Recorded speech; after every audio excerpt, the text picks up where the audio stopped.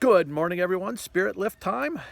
It is a kind of humid Monday morning today. It's good to be with you. And what shall we talk about today? When when I grew up, when I was growing up, I was always interested in pop music, like a lot of people. And I listened to Robert Palmer and to Duran Duran and Led Zeppelin, Van Halen, Michael Jackson. I listened to all different kinds of pop music that was on the radio. And that was sort of my interest in music. I didn't play an instrument, and I listened to pretty much one kind of music: pop music, rock music. Then, a few years after graduating high school and after meeting my wife, she said, let's go to a concert and listen to Handel's Messiah. And for me, that was, she could have said anything in the world. I had no idea what Handel's Messiah was all about. I mean, I'm sure I knew the Hallelujah chorus because that's in every movie and all that kind of stuff. But beyond that, classical music was something that I thought was old-fashioned and boring and not for me. And it took many years, and it took a lot of time and a lot of patience.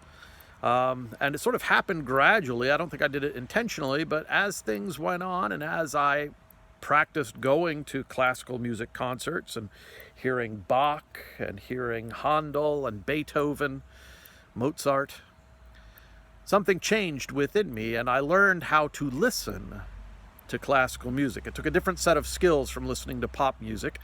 It took a different way of being present and listening to music.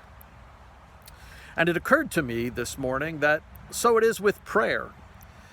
We all think we know. We learned in Sunday school how to pray. We learned in seminary, if you went to seminary, what prayer was all about, but we learned it very much in an intellectual way. One of the things that I learned from the Pneuma Institute, my spiritual direction group from which I have recently graduated, is that you have to train yourself to pray. Now, that's not a prerequisite. Anybody can pray at any time.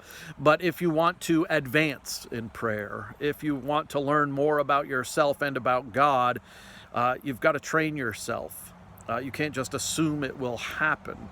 And you have to learn to listen in a new way. And unfortunately, my seminary training didn't really get to that. And unfortunately, my first pastorate didn't have room for that. And maybe it's something that only happens at midlife. I'm not sure. But thank God that I found the Pneuma Institute. And thank God that I found holy and wonderful mentors who taught me how to retrain my ears, who taught me how to retrain how to be a Christian. That's got me to thinking a whole lot about how we work in the church. Because in the church, we don't really say, you need to learn how to pray, that we will teach you how to pray. We will say a lot of things. We'll say that we'll get you in contact with God through worship. We'll have prayer groups. But we sort of assume that as a baseline, everybody knows how to pray.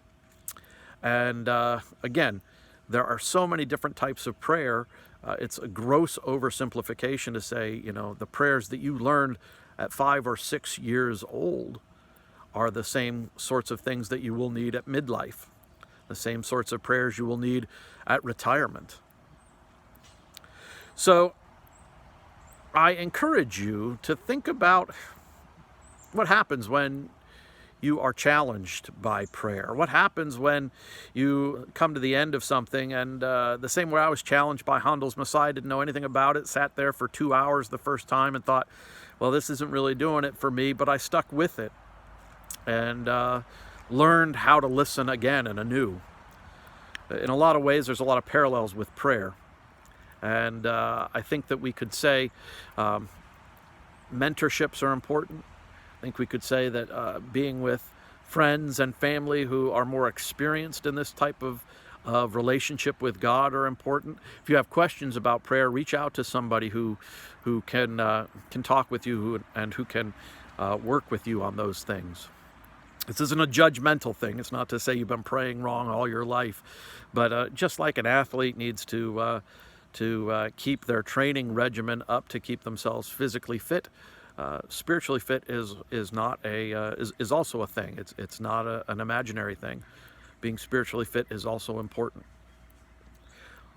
All right, that's my spirit lift for today. Love y'all, miss y'all, and hopefully we'll start getting back into a more normal order of things.